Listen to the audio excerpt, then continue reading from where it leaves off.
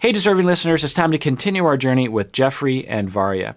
I had a dilemma before me as to whether or not I should even focus on Geoffrey because of the things that have come out online about his criminal past, specifically having intimate partner violence, being pretty brutal. The allegations against Geoffrey are pretty brutal, that he has been brutally violent and controlling to past romantic partners. So on one hand, I don't want to glorify someone who has that kind of lifestyle and behavior. On the other hand, I think that we might benefit from watching him and thinking about his emotional life and seeing his relationship with Varya and sprinkling in insights that I have learned treating both victims and perpetrators of intimate partner violence. So I take this very seriously, and I don't want to glorify Geoffrey if the allegations are true. The things that I've read online are the following. And I'm not an investigator, I'm not a journalist, so all I have is what other journalists are writing. So take everything I'm saying with a grain of salt, and with that in mind. Oxygen.com says that he was accused of kidnapping, abuse, child endangerment, dealing drugs, felony, larceny, theft, and battery. So quite a rap sheet there. And he's actually barred from ever entering Canada. I don't know if this is true, but this is what Oxygen.com is saying. He was arrested for domestic violence in 2019. His girlfriend at the time called 911 to report that she'd allegedly been attacked by Geoffrey. She said he was intoxicated and grabbed her by the neck and slammed her head against the wall several times. So that is brutal right there. She said that he dragged her through the house by her hair and continued throwing her body into walls and furniture. She said there was blood on the walls and furniture and around the house. That's how she knew that she was being flung all over the house. And authorities said that she might have had a concussion.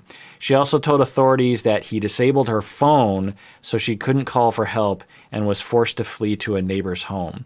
So this is not a small case of intimate partner violence. This is severe and usually an indication of escalating violence and a pattern of violence. Not always, but usually when we hear a story like this, we don't usually find out that this was the only instance of control and violence. CheatSheet.com says he faces accusations from multiple women who say that he abused them. When fans caught wind of the accusations, they pressured TLC to remove him from the show. It appears that the protests were somewhat successful since he was not included in the tell-all episode. ScreenRant.com, again, it's just the internet. I don't know how reliable it is, so I'm just going to read it. They say, Geoffrey's second wife filed court documents in 2004, so this is a long time ago, accusing him of physical assault. The document also claimed that there were medical records to back up her statements. The ex-wife also claimed that he assaulted her in front of their children. So this is so multiple people and multiple assaults. It also says here, hidden among the plethora of charges was also the accusation that Geoffrey had I don't want to say this word because I don't know if YouTube is going to flag me, but coercive sex with his ex-wife multiple times. The ex-wife testified that the reality star told her that he was going to take her life. His third wife, so this is a different person, had asked to file a protection order against Geoffrey and had also requested that he not be allowed to co-parent as she accused him of putting their son in danger as he was selling opiate medication and had a history of using his children as a mule, meaning using his children to transport the drugs to other people. So this is quite a rap sheet. Again, it's just from the internet. I don't know the veracity of these accusations. But if these things are true, then this is usually the tip of the iceberg with this sort of thing. And we've heard a lot. There's multiple people reporting multiple instances of violence and severe violence, taking phones away, threatening to kill someone, not using children in a not good way, sexual coercion. We clearly have a at least alleged pattern of horrific behavior. So let's just keep that in mind as we move forward. Let's roll. Okay. Today, I'm going to Russia to meet my girlfriend, Varya, and I can't wait to see her. Now, one of the first things I will say is that unless you have actually known someone who has committed these kinds of crimes and has a pattern of intimate partner violence, you might have a stereotype in your mind of someone who is always constantly angry and is all roided up and not charming and doesn't have a good time in life and is just always negative. And that is just not true. Certainly someone like that could exist, but the average perpetrator of intimate partner violence, you would never know unless you actually were in a relationship with them long term. So, but I want to be careful legally wise because I have no idea if the allegations are true against him, so I'm just speaking generally.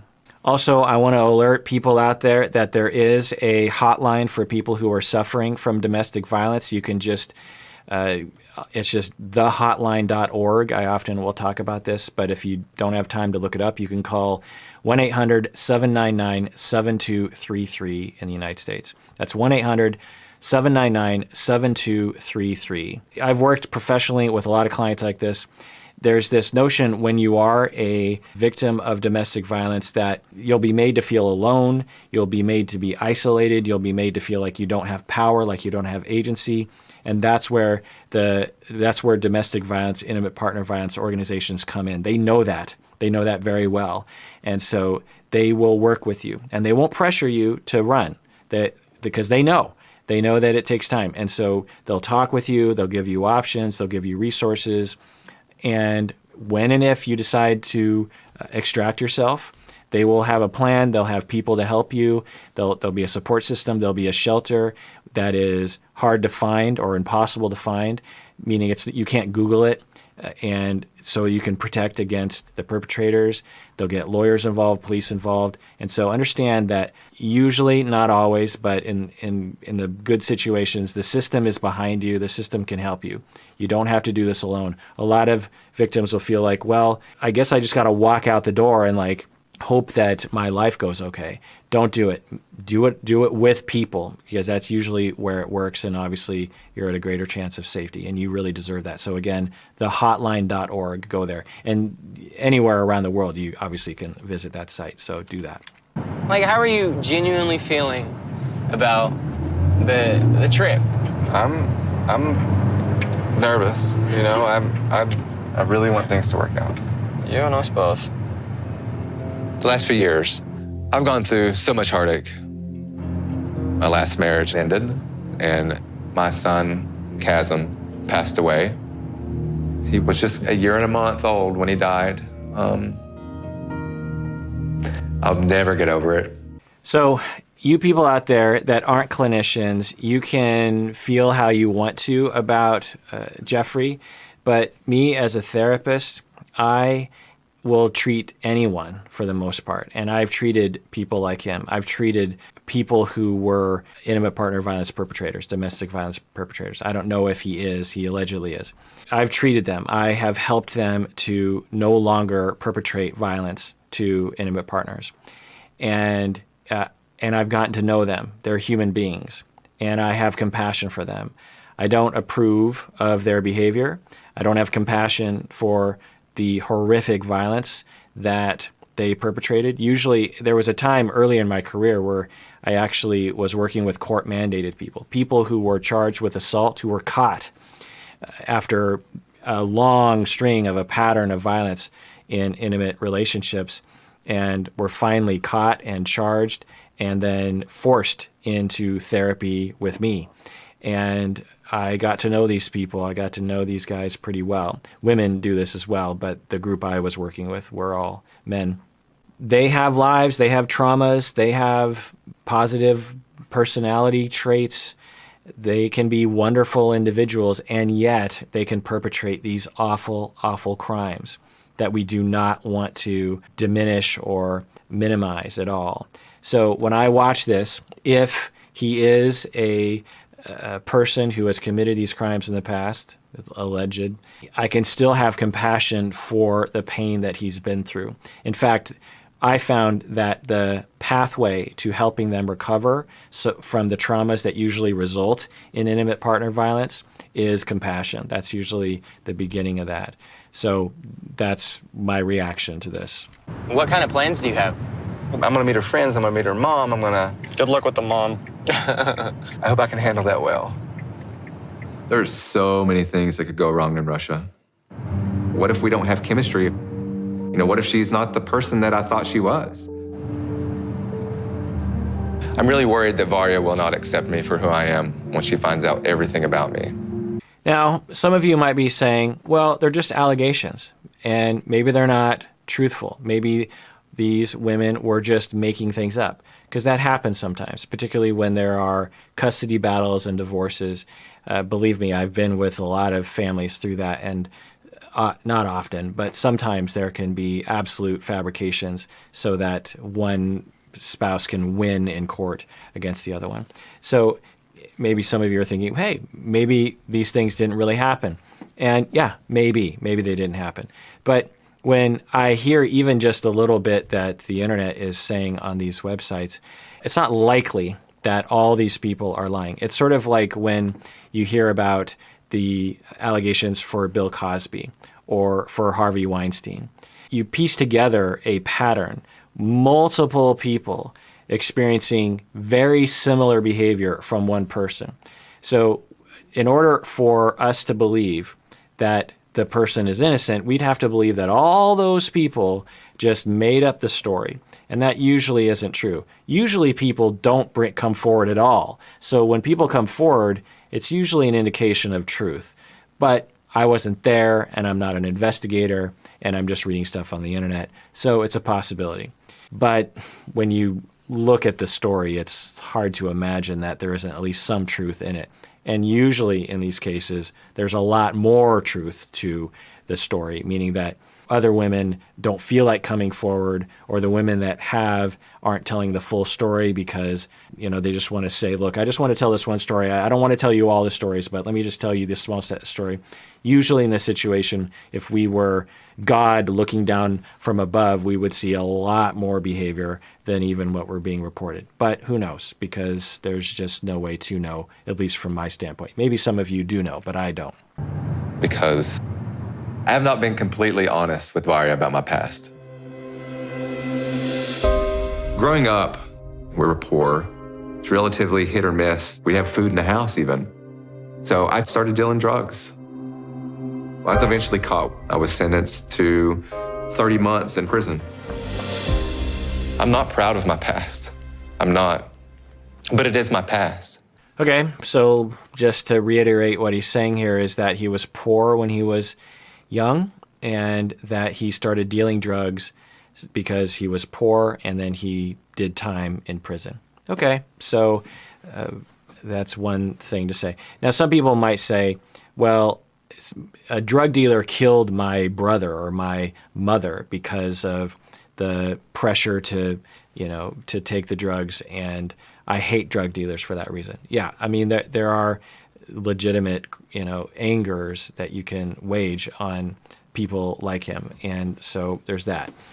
But the other thing here is that some people, I'm sure, on the internet are saying he's a psychopath. Now, on the internet, they'll call them sociopaths, but clinically speaking, we tend to use the word psychopath or antisocial personality. I'm quite positive that as we watch this show, I'm not going to have enough data to diagnose him. And even if I did, I probably wouldn't say it because it's actually unethical to diagnose from afar in that way. And you might notice that I never diagnose people on these shows. I might throw stuff out there like, there's some red flags there, but I would never. Not because I'm actually trying to cover my own butt, but actually because I actually do diagnose people with psychopathy and antisocial personality disorder. And I know that I need weeks and weeks with those people, and multiple, especially with psychopathy, I need stories from a lot of people, and I need to gauge the veracity of those stories. And there's instruments that I might administer, and standardized instruments to measure someone's personality.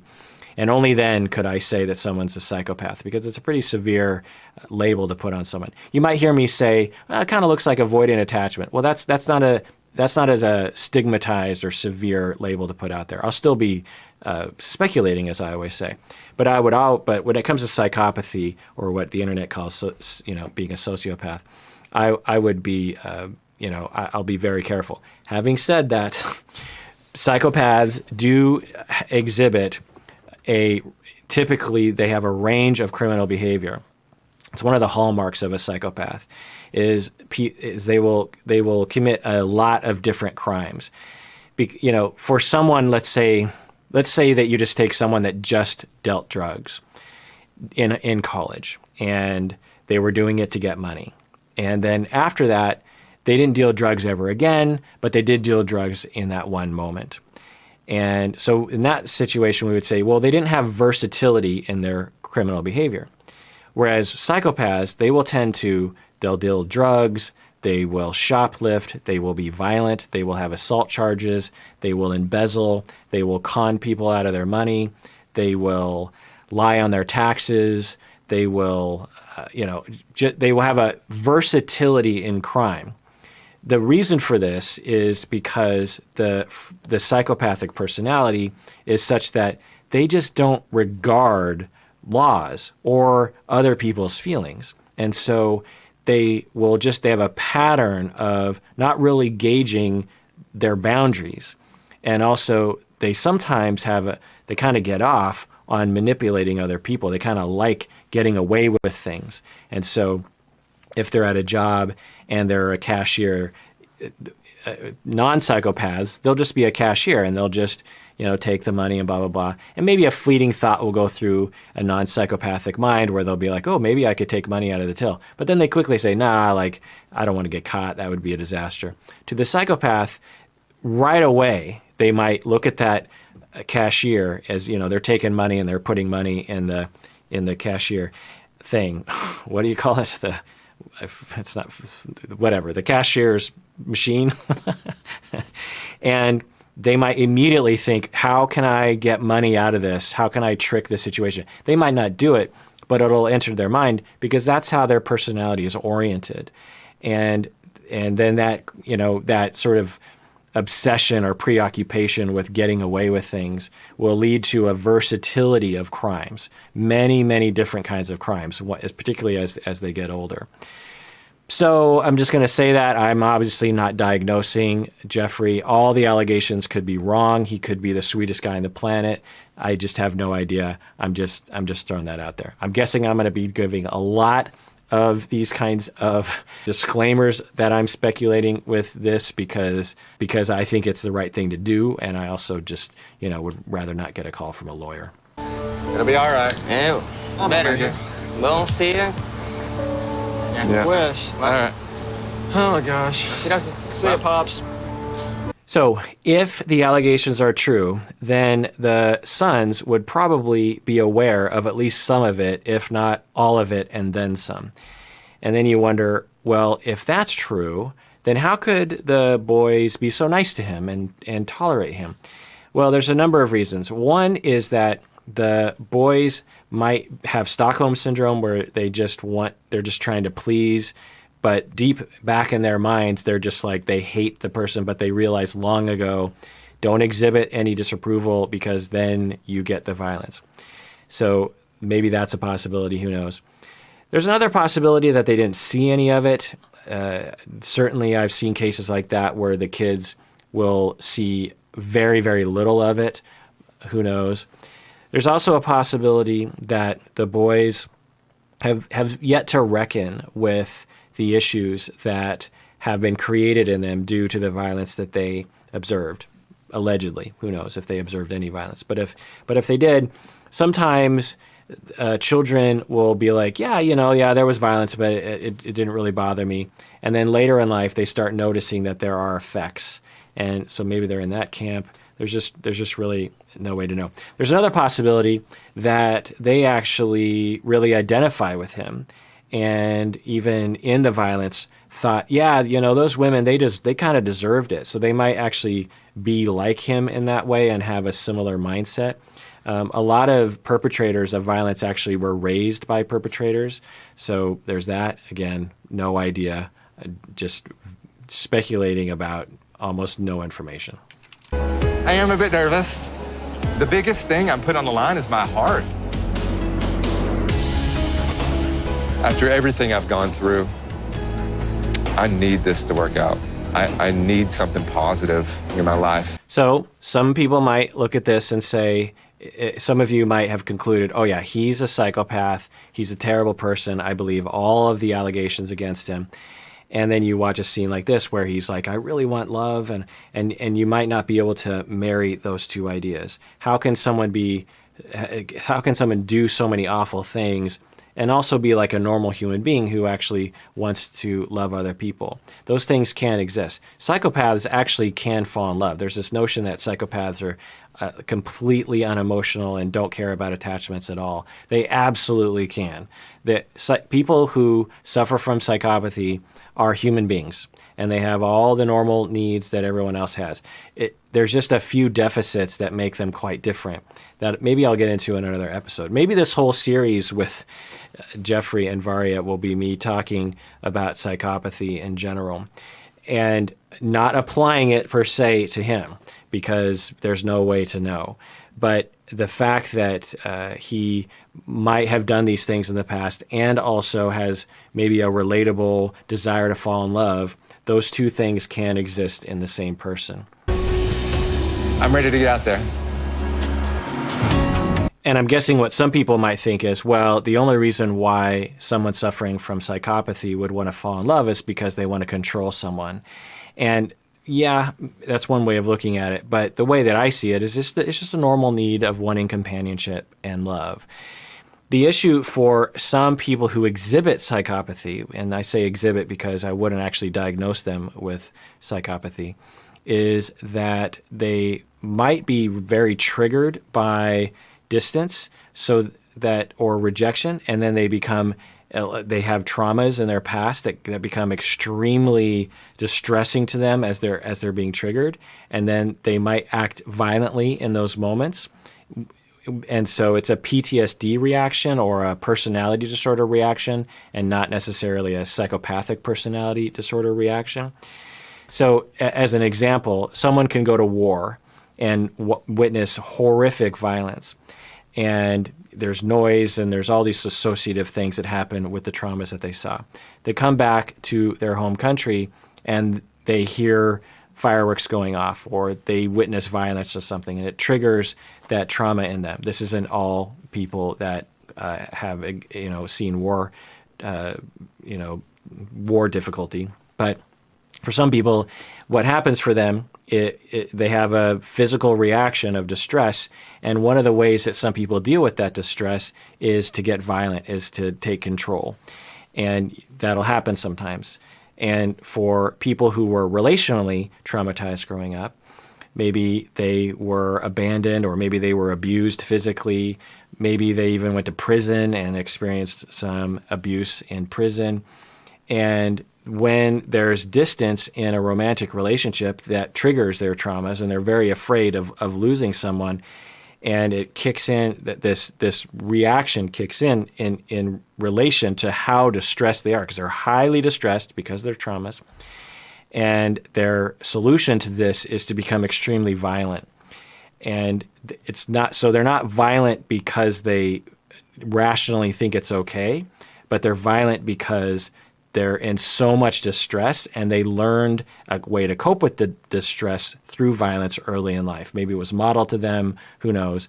But so there's a version of extreme violence and pattern violence throughout one's life to intimate partners that doesn't involve psychopathy or antisocial personality. Ну ты завтра уезжаешь, да? Да, я встречать в аэропорт поеду. Да. Я думаю, что если все будет...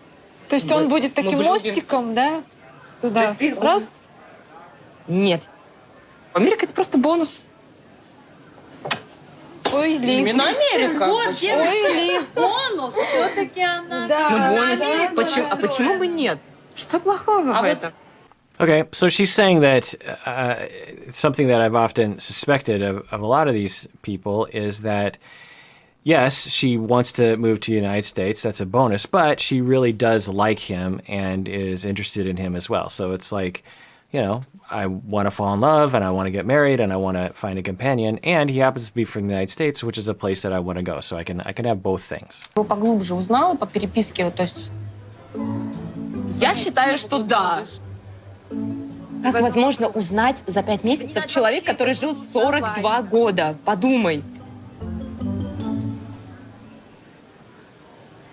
Я думаю, что ты не должна ехать одна в Москву его встречать. So little red flag there for a similar issue that we were talking about with Geoffrey, and that the friends are like, how can you really know him that well just by texting online? And she's like, she gets defensive about it.